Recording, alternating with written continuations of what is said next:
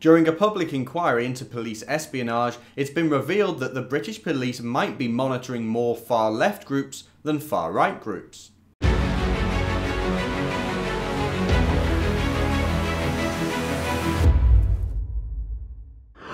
Back in October 2018, a database was compiled that detailed political groups in the UK who had been spied on by the undercover police. Now, no official list of groups spied on have been released yet, but the list released some months ago was compiled by the undercover research group and The Guardian. And now this story is back in the news as the judge in a public inquiry that's examining undercover policing is again refusing to publish a list of more than 1,000 political groups in the UK that police have been spying on since 1968.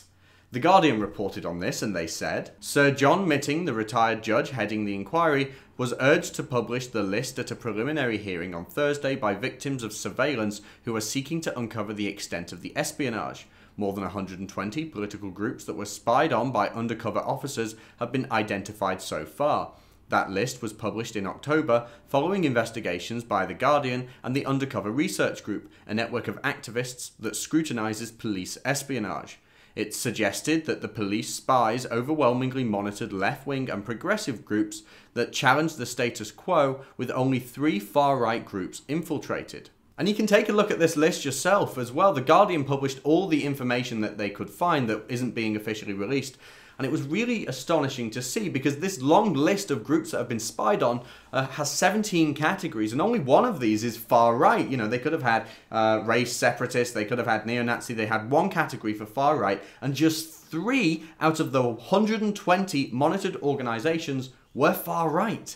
These were the BNP. Now, this was a party that attracted many decent people, working class people back in 2009, but which unquestionably has its roots in race politics and even neo-Nazism. Combat 18, which is an explicitly neo-Nazi organisation, and the United British Alliance, which I'd never even heard of. The other organisations spanned anti-war groups, justice campaigns, anarchist groups, environmental activist groups, animal rights groups, of course, they're particularly crazy, and much, much more.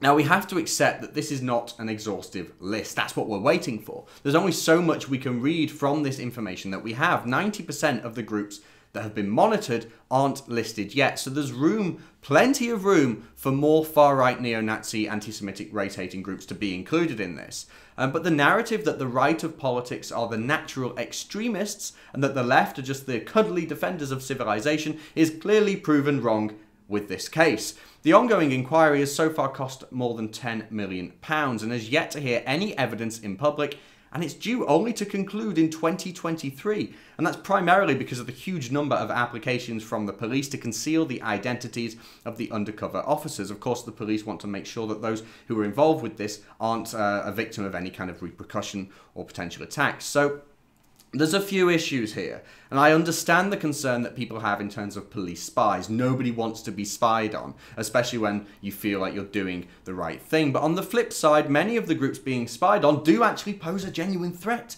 Potentially, in some cases, terrorist threats. We have to be honest and say that environmental terrorists can be dangerous. But we also have to say that far-right neo-Nazi terrorists also exist, and they're dangerous too. The fact that the police are actively monitoring these groups is perhaps a good thing, in the same way that actively monitoring Islamist groups that are potentially going to commit terrorist attacks is a good thing too. I know it's easy to say that the police should just spend way more of their resources monitoring radical Islamic groups instead, which have committed and plotted way more terror attacks in the UK than any of these groups, but I'd argue that this isn't the fault of the police. This is the government's fault. I think this case of the public inquiry into police espionage in the UK is really interesting, so I'm going to be keeping an eye on it.